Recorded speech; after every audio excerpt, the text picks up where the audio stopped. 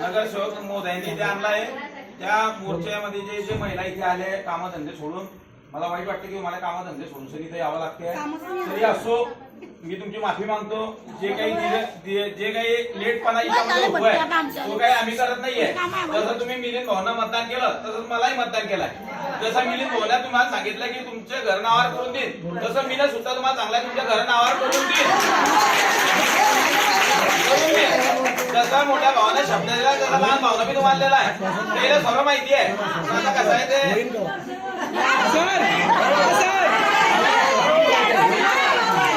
सर्व माहिती आहे. मिलिंद भाऊले विश्वासात तुमच्याच काम करतो हे तर नाही माहिती.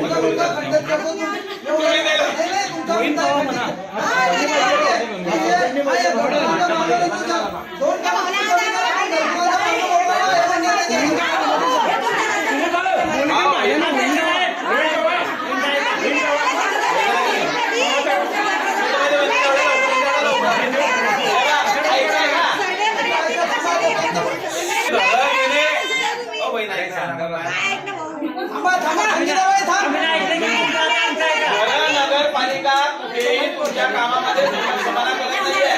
थोडा वेळ झालाय हे बरोबर आहे की आधी सीओ नाहीये, सीओ कायम स्वरूपी नाहीये, प्रभारी आहे. पण मी असो उपनगराध्यक्ष आवडणार असो किंवा मिलिंद भाऊला या सर्व कंडिशन सर्व माहिती आहे. पण मिलिंद भाऊंना मी विनंती करतो तुमच्या वतीनं की लोकांना जास्त काही त्रास देऊ नका. तुम्हाला माहिती आहे, मला माहिती आहे, हे तुमच्या घर तुमच्या नावावर केल्याशिवाय मी स्वस्त बसणार नाही म्हणजे बसणार नाही.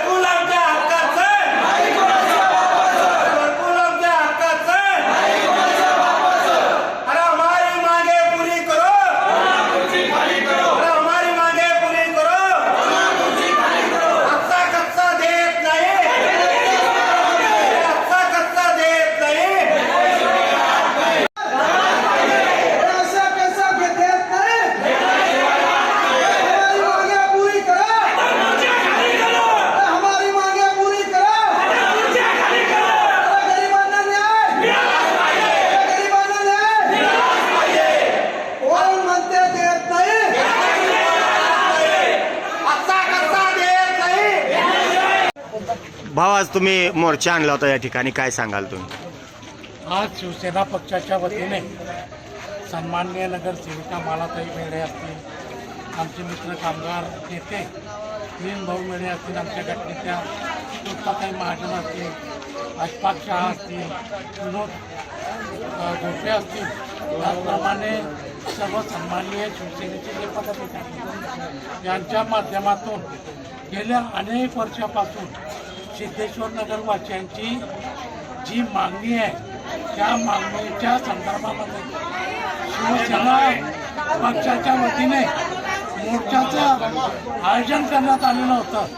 मोर्चाचं आयोजन केल्यानंतर त्यावेळेस माझ्या नगराध्यक्ष साहेबांच्या कॅबिनमध्ये चर्चा केली गेली. त्या कॅबिनमध्ये चर्चा करत असताना सर्व सिद्धेश्वर नगर वासियांच्या सामने जी जाहिरात दाखवल्या गेलेली त्या जाहिरातीच्या ज्या अटी आहेत त्या अटी अत्यंत जास्त अशा प्रकारच्या असल्या कारणामुळे सदरच्या जाचक अटीची अंमलबजावणी हे सिद्धेश्वर नगरमधील नागरिक करू शकणार नाही आणि परत तेच होईल की संबंधित नागरिक हे घरकुलापासून वंचित राहतील. त्यांना कुठल्याही प्रकारचा न्याय त्या ठिकाणी मिळणार नाही. म्हणून आम्ही शिवसेनेच्या वतीने या ठिकाणी मागणी करतोय की कुठल्याही प्रकारच्या अटी शर्ती विना सरसकट विना अट सिद्धेश्वर नगर वासियांना त्या ठिकाणी घरकुलाचा लाभ मिळाला पाहिजे.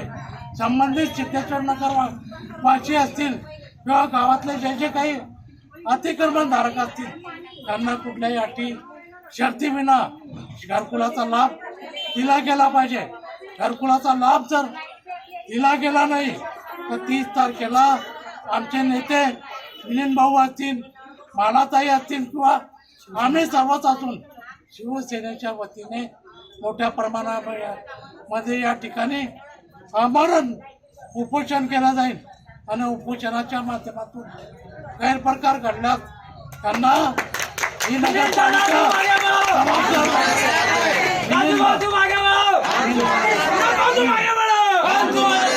मिलिंद भाऊच्या पाठीमागे शिवसेनेचे सर्वच पदाधिकारी आणि नगरसेवक हे ठामपणे उभे राहतील अशा प्रकारची गवाही या ठिकाणी देतो.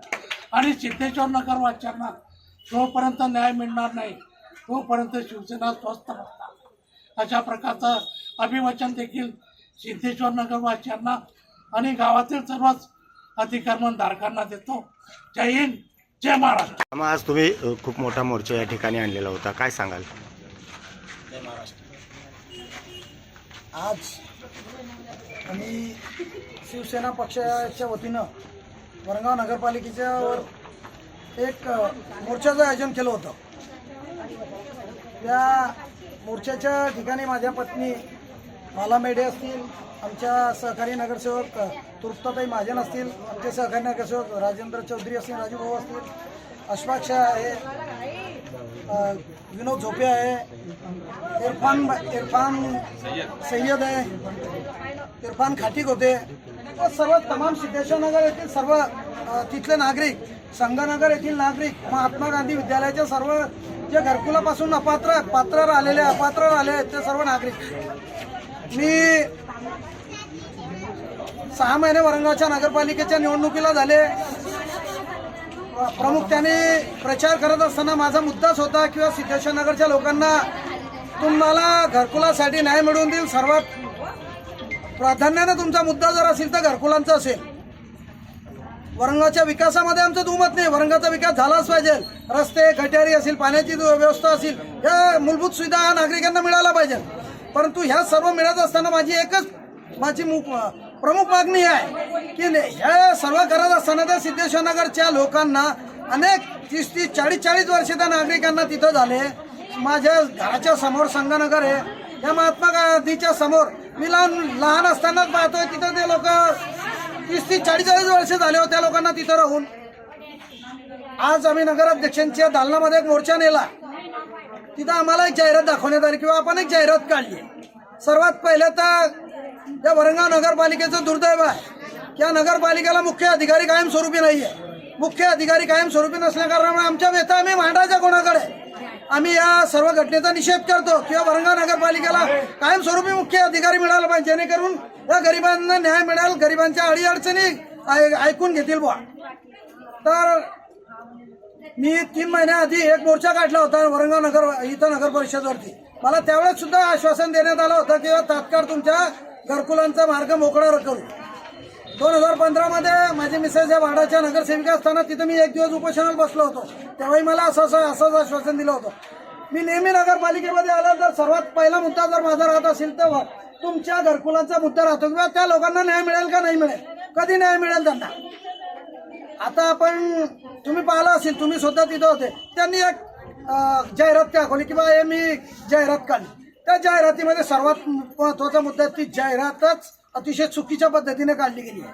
त्या जाहिरातीमध्ये 2011 पासूनच्या ज्या जाचाकाठी टाकल्या त्या जाचाकाठी पाहता सर्वच्या सर्व सिद्धेश्वर नगरचे नागरिक घरकुलापासून वंचित राहतील आणि हे मी कदापि सहन करून घेणार नाही. मी सांगतो तुम्हाला, माझी मागणी आहे. 2011 मध्ये त्यांनी लाईट बिल मागितले, तुमचं मतदान कार्ड असेल, तुमचं रेशन कार्ड असेल. 2011 मध्ये 2015 नंतर तिथं लाईट नव्हती. तिथं आता कुठे त्या लोकांनी मीटर घेतल्या, लाईट मिळाली.